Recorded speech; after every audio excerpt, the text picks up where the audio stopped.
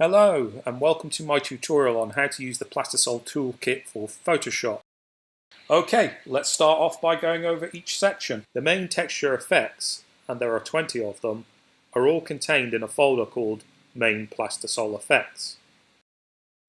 Each effect has its own set of folders, but the most important thing is the Smart object. That's the place where you'll add in your own artwork.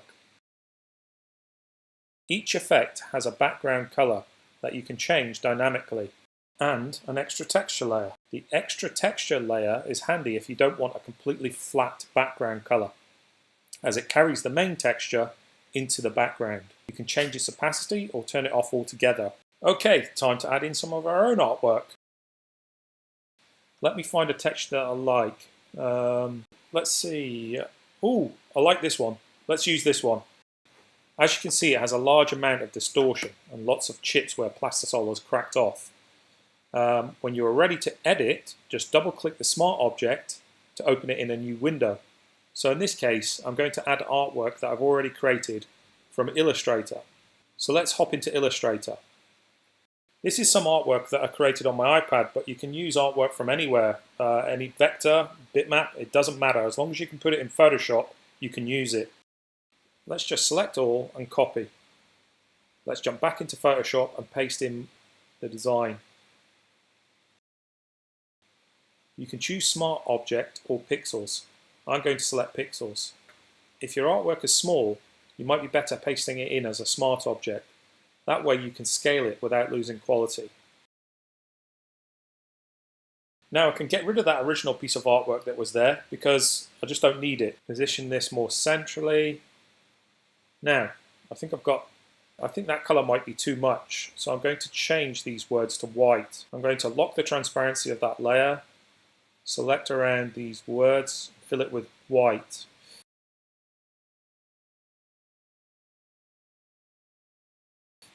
Edit, fill, OK. Right, I'm happy with that. All I need to do now is save and close. As you can see, the artwork immediately has the cracked effect applied to it. All done with a layer mask. The layer mask, by the way, is here. So if you want to see what your artwork looks like without it, you can disable it. Okay, that's looking good, but let's try out the plastisol edge effects. If you go to Window Actions, you should see the 5 actions that we can use as part of this kit. Okay, here I'm running the light edge effect. You can see it's looking good, it's looking distorted. There are a few areas that I'm not happy with. So you can see here it's created a layer mask. I'm just going to go into the layer mask and clear off a few of these dark black areas. It's boring watching people paint, so I'm going to speed this bit up. Okay, so we come out of the layer mask and we can apply that layer mask. Put the texture layer back on. And now we have the exact same logo, or the exact same lettering, but with edge distress.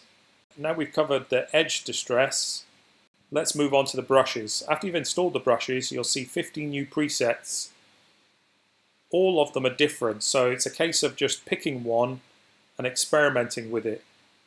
But first you'll need to add a layer mask to your artwork. I've already got a layer mask, so let's just go in here, scale it down. And you can either click once or click twice for a bolder effect. Again, I'm going to speed up this process because it's pretty boring to watch.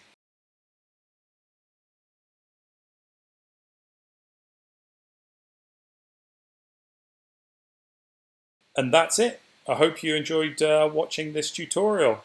And as they say in London, be lucky.